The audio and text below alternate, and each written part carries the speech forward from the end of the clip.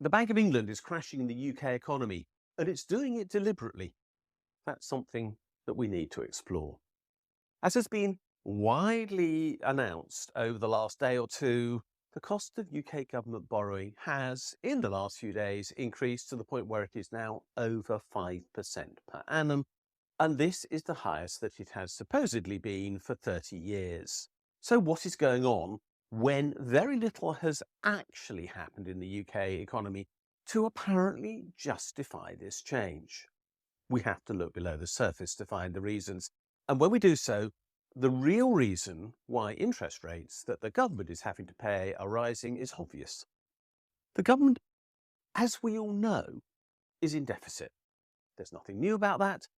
The UK government has been in deficit for most years over the last 3 centuries or more, and therefore let's not get surprised or upset about the fact that it's running a deficit this year, because it needs to create the money that a growing economy requires. But there's something else that's going on as well in the background, and that is that the Bank of England has been quietly and almost unnoticed by most people pursuing a policy called quantitative tightening.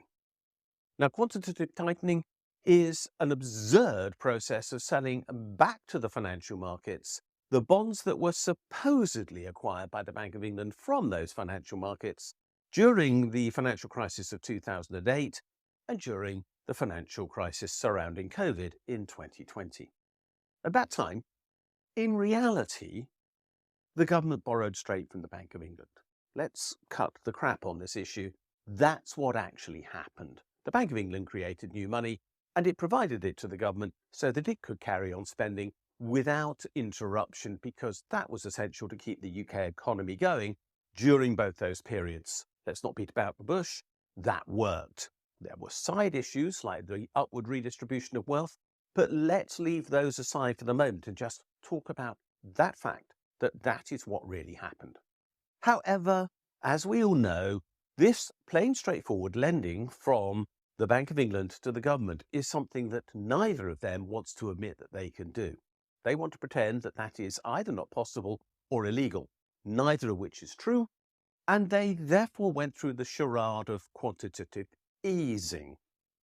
Under the QE process, what happened was that the government issued bonds to supposedly fund its spending, and then the Bank of England bought those bonds. That was how the process of the Bank of England effectively lending money to the government was disguised.